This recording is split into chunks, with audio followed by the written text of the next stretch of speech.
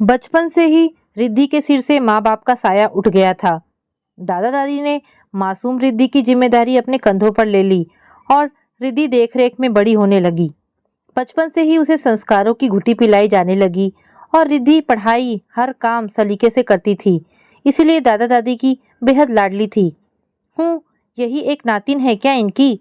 जब देखो तब रिद्धि रिद्धि। मेरी प्रिया तो कहीं नहीं दिखती, जैसे वो इनकी कुछ नहीं लगती। रिद्धि की चाची अपना गुस्सा चाचा जी पर उतार रही थी।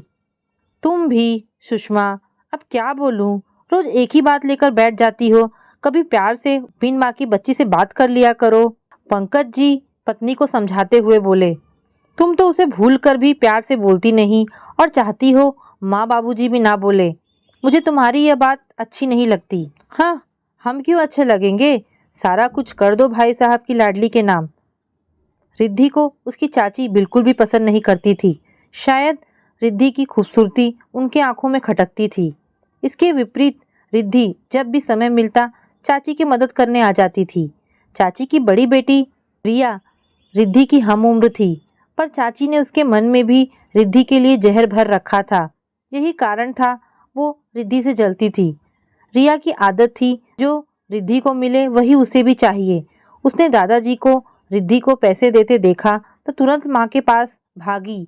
माँ, कहाँ हो? क्या हुआ? क्यों चिल्लाकर घर सिर पर उठाई हो? माँ, दादी माँ ने रिद्धि को नई ड्रेस के लिए 500 रुपए दिए, मुझे भी चाहिए। अभी पिछले महीने तो तूने नए कपड़े खरीदे थे, फिर क्यों नए चाहिए? यह माँ बाबूजी जानबूझकर मेरी बेटी के साथ सौतेला व्यवहार करते हैं। तू रुक, मैं बात करती हूँ। बाबूजी, इस घर में मेरे भी बच्चे रहते हैं, पर शायद आपको दिखाई नहीं देते। क्या हुआ बहू? रमाशंकर जी बोले। क्यों अनजान बनते हो बाबूजी? इस घर में और भी बच्चे हैं, उनके बारे में भी सोच लिया कीजिए। रिद्धि को किस बात के लिए पैसे दिए हैं आपने? बहू, मैंने रिद्धि के लिए लड़का देखा है और वो लोग 1-2 दिन में उसे देखने आने वाले हैं। पुराने कपड़े पहनेगी तो लड़के वाले क्या कहेंगे? रिद्धि की शादी उसके दादाजी ने अपने मित्र के पोते से तय कर दी थी। लो कर लो बात, इतना कांड रच लिया और मुझे जानकारी ही नहीं। क्यों माँ जी? पंकज ने कहा वो तुम्हें बता देगा। क्या उसने नहीं बताया तुम्हें? हमें लगा तुम्हें सारी जानकारी होगी। सब समझ आ रहा है मुझे। मेरे खिलाफ हमेशा ही षड्यंत्र रचे जाते हैं। सुषमा बड़बड़ाते हुए चली आई।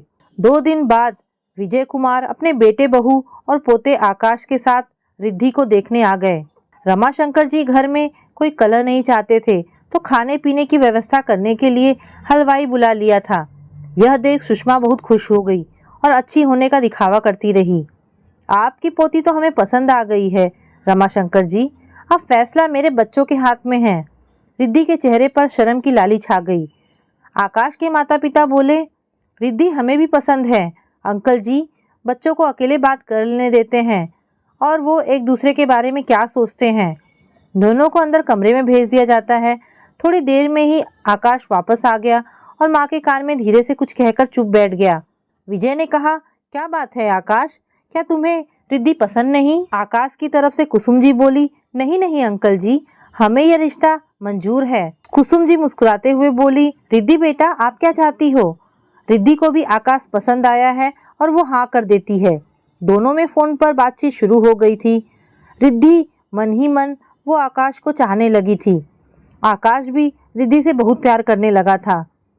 रिद्धि के लिए इतना सुंदर घर और वर देखकर रिद्धि की खुशियाँ चाची और प्रिया को अखरने लगी।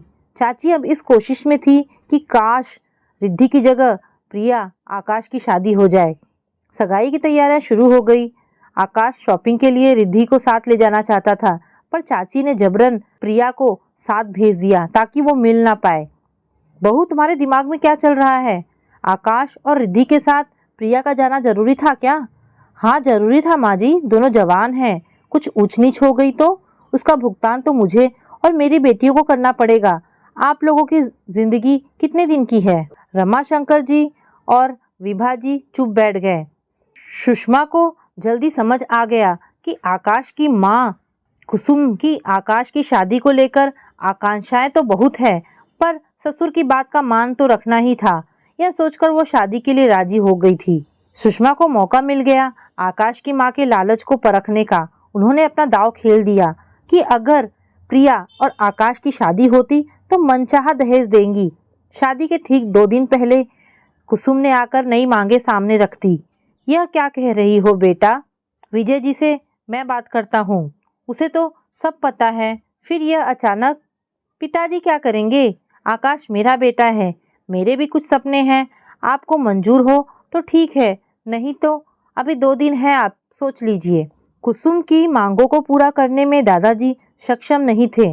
वो हताश से कुसुम को जाता देखते रहे। रिद्धि से दादा दादी की लाचारी देखी ना गई। वो शादी के लिए मना कर देती है। कुसुम, यह क्या मैं सुन रहा हूँ? तुम रमाशंकर जी को दहेज की लंबी चौड़ी लिस्ट थमा आई हो, वो भी विवाह से 2 दिन पहले। तुम पागल तो नहीं हो? क्यों, इसमें गलत क्या है? आकाश मेरा भी बेटा है, मेरे भी कुछ अरमान हैं और यह मेरा हक है। आपको नहीं पसंद है तो फिर मेरी जिद सुन लीजिए। अगर यह सब लिए बिना रिद्धि यहाँ आई तो मैं घर छोड़कर चली जाऊंगी। माँ की जिद सुनकर आकाश भी जिद पर अड़ गया।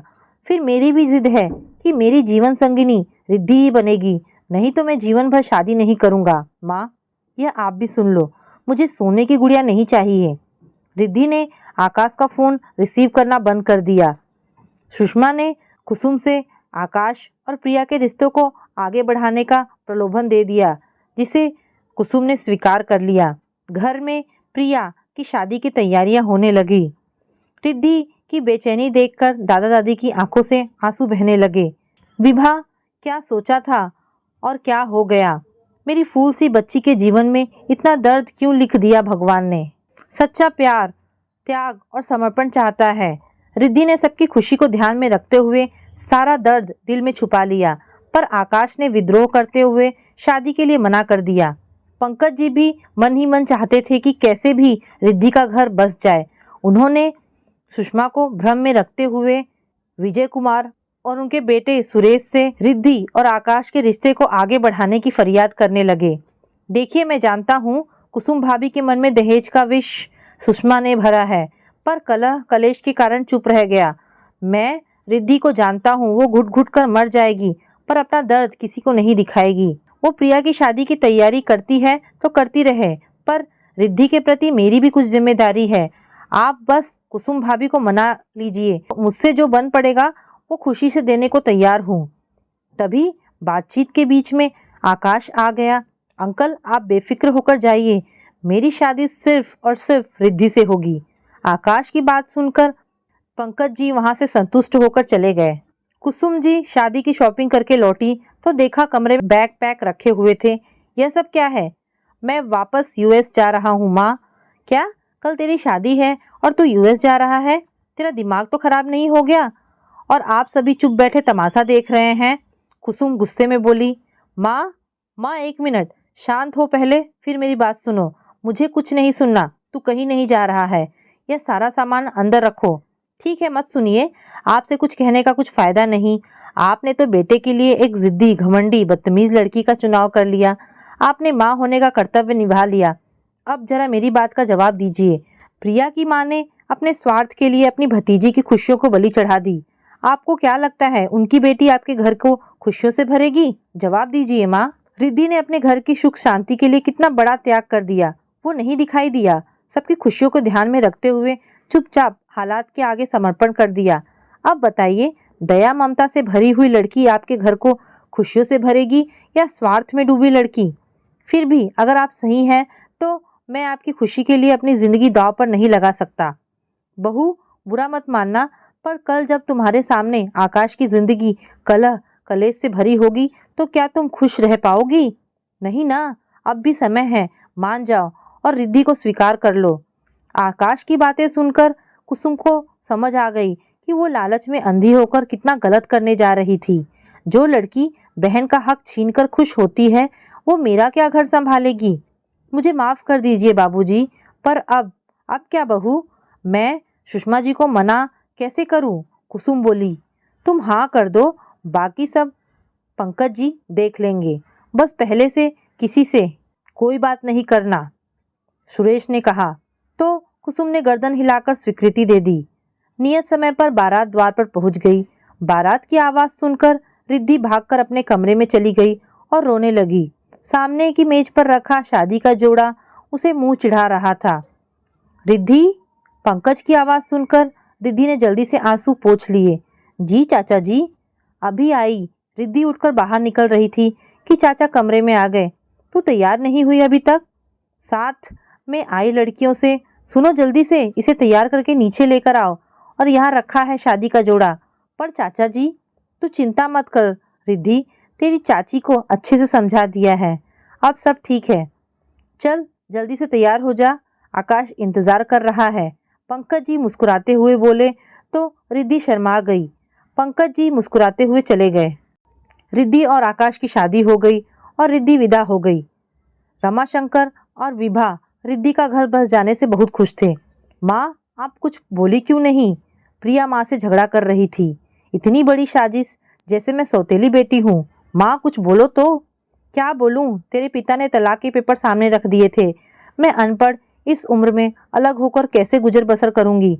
लोग हंसेंगे, थूकेंगे मुझ पर कि अपने स्वार्थ के लिए अपने भतीजी के साथ साथ अपना घर बर्बाद कर लिया है। तेरे लिए अपना घर तो नहीं उजाड़ सकती थी। तलाक के पेपर कहाँ है, जरा मैं भी देखूं। प्रिया पेपर मांगकर देखती है तो चौंक गई और सिर पकड़कर बैठ गई। माँ, पापा ने तुझे पागल बनाकर रिद्धि की शादी करवा दी। यह तो एफडी के पेपर है जो दादाजी ने रिद्धि के लिए तुड़वाई थी। तो तुम्हें क्या लगा मैं सही में तलाक दे सकता हूँ? पंकज जी अंदर आते हुए बोले, मैं तुम लोगों जैसा स्वार्थी नहीं हूँ जो अपनी खुशी के लिए किसी की खुशियाँ छीन लूँ। सुषमा, तुम्हारे कारण मैं कभी उस बच्ची को गोद में उठाकर प्यार नहीं कर पाया, क्योंकि मैं ऐसा करता तो तुम कलह करती और उसके साथ साथ माँ बाबूजी का जीना मुश्किल कर देती। स्वार्थ कभी भी खुशियाँ नहीं देता सुषमा। खुशी पाने के लिए त्याग और समर्पण भी चाहिए। यह बात तुम्हारी समझ में नहीं आई, पर कुसुम भाभी को समझ आ गई और उन्होंने भी रिद्धि को बहू बनाने का फैसला कर लिया। अब ज़रा तुम भी कुछ अच्छे संस्कार प्रिया को देना शुरू कर दो तो बेहतर होगा। तुम्हारी खुशी के लिए मैं रिद्धि से दूर भागता रहा, फिर भी तुम उसकी ज़िंदगी में जहर ही घोलती रही। अब सुधर जाओ या कलह मचाओ, कुछ भी करो। रिद्धि का घर बस गया है, अब मुझे कुछ फर्क नहीं पड़ता। पंकज जी जाकर माँ बाबूजी के पास बैठ गए। तो दोस्तों, ये कहानी आपको कैसी लगी? अगर आपको कहानी पसंद आई हो तो प्लीज़ इसे लाइक एंड शेयर करें। धन्यवाद दोस्तों।